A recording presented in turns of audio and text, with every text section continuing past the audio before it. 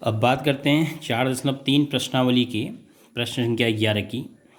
प्रश्न इस प्रकार है, दो वर्गों के क्षेत्रफलों का योग 468 वर्ग मीटर है। यदि उनके परिमापों का अंतर 24 मीटर हो तो दोनों वर्गों की भुजाएं ज्ञात कीजिए।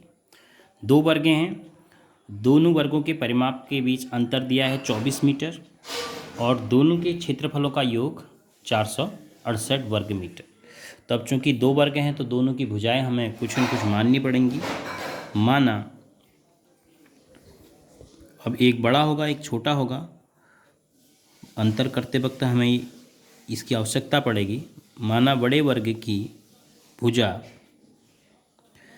बराबर x मीटर, माना छोटे वर्ग की भुजा बराबर y मीटर। अब बड़े वर्ग का परिमाप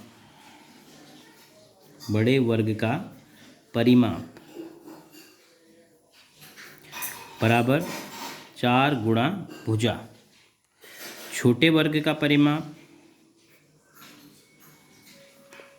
बराबर 4 गुणा भुजा। अब चूंकि परिमापों का अंतर दिया है तो परिमापों का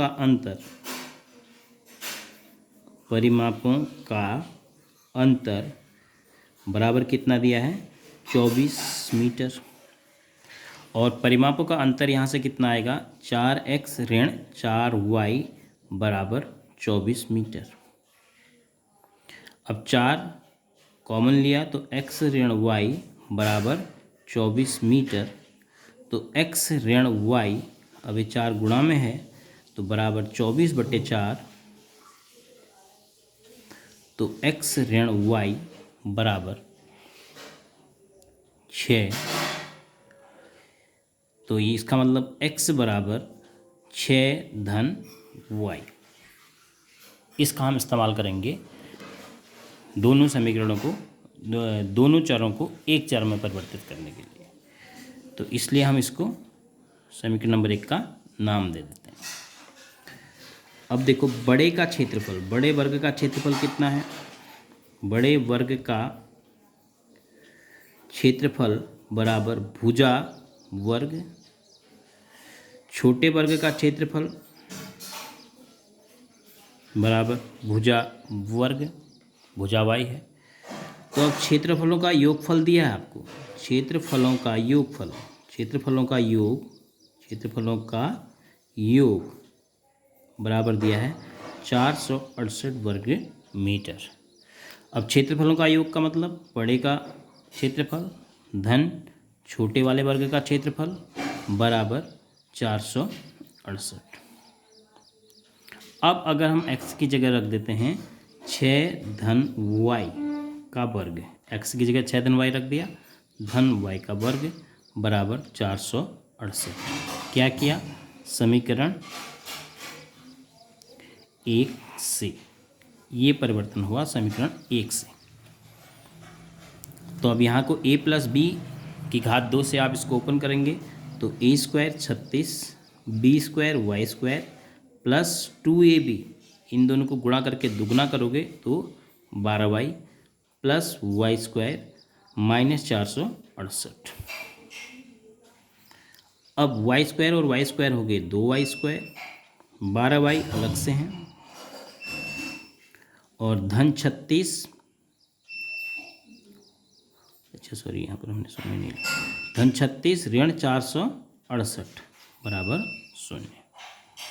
यहाँ पर हम शून्य लिखना भूल गए थे। तो अब ये आपका बना सरल करके 2y स्क्वायर धन 12y, अभी 36 और 68, 400 तो वैसे ही रहेगा। तो 68 में से अगर आप 36 घटाएंगे तो 8 में से 6 घटा 2 और 6 में से 3 घटा 3, 4 का 4। अब इसका चिन्ह आएगा क्योंकि बड़ा ऋण था। तो ये आपकी समीकरण आ गई, जिसको और हम सरल कर सकते हैं 2 से भाग देंगे। तो 2 से भाग देंगे तो y स्क्वायर धन 6y ऋण 216 है बराबर 0। क्या किया, 2 से भाग देने पर।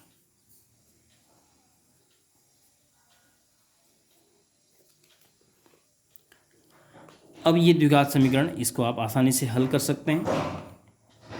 216 के ऐसे गुणनखंड करने हैं जिनका घटा के 6 आ जाए, क्योंकि 1 216।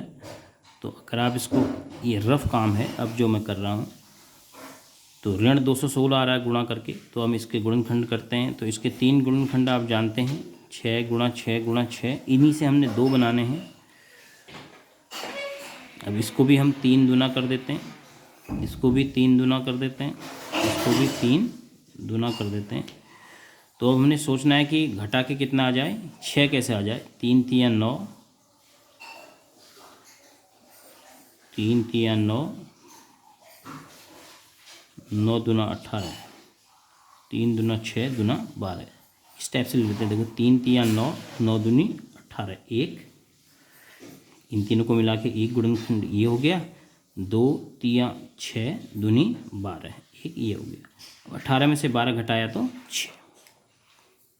ठीक है, तो यहाँ पर हम y² धन 6y की जगह क्या लिखेंगे, 18y ऋण 12y ऋण 216 बराबर 0। आप अभी समझ रहे होंगे कि एक स्टेप में यहाँ से 20 से हटा दे रहा हूँ। 18 ऋण 12 लिखेंगे, फिर कोष्टक के बाहर y लिखेंगे, तो उस पूरे स्टेप को ही मैं हटा दे रहा हूँ। सीधे 6y की जगह सोच के 18y ऋण 12y लिख दिया। तो y कॉमन लिया पहले ग्रुप में, तो y धन 18 बचा। दूसरे ग्रुप में -12 कॉमन लिया, तो y धन 18 बचा बराबर 0। अब y धन 18 पूरा ही कॉमन है, तो आपके पास दूसरे ब्रैकेट में y ऋण 12 बराबर 0। तो आप यहाँ पर लिख सकते हैं सीधे y के 2 मान, एक तो आ गया ऋण 18 और एक आ गया धन 12। अब चूँकि y क्या है, y आपका छोटे वर्ग की भुजा है जो ऋणात्मक नहीं हो सकती है, क्योंकि वर्ग की भुजा ऋणात्मक नहीं हो सकती है। अब लिखेंगे चूँकि वर्ग की भुजा ऋणात्मक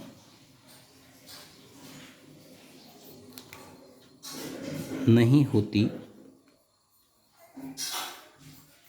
है, इसीलिए छोटे वर्ग की भुजा बराबर 12 मीटर, बड़े वर्ग की भुजा बराबर, यहाँ से देखो छोटे वर्ग की भुजा 12 आ गई, बड़े वर्ग की भुजा x, यहाँ पर आपने लिखा है देखो x बराबर 6 धन y, 6 बढ़ जाएगी, 12 में 6 जोड़ के कितना हो जाएगा, 18 मीटर। ये आपका आंसर हो गया। इस प्रकार से हम इस क्वेश्चन को कर पाएंगे। किसी प्रकार का कोई डाउट है, क्यों कैसे में कोई क्वेश्चन है, तो आप व्हाट्सएप के माध्यम से अपना प्रश्न मेरे को भेज सकते हैं मेरे पर्सनल व्हाट्सएप पे। तो आपके उस डाउट को मैं यहाँ से सॉल्व करूँगा। बाकी इस प्रकार से आपकी 4.3 एक्सरसाइज पूरी हो गई, और एक्सरसाइज के सभी प्रश्न को अब आप फेयर कॉपी में कीजिए शुरू से ही। Thank you.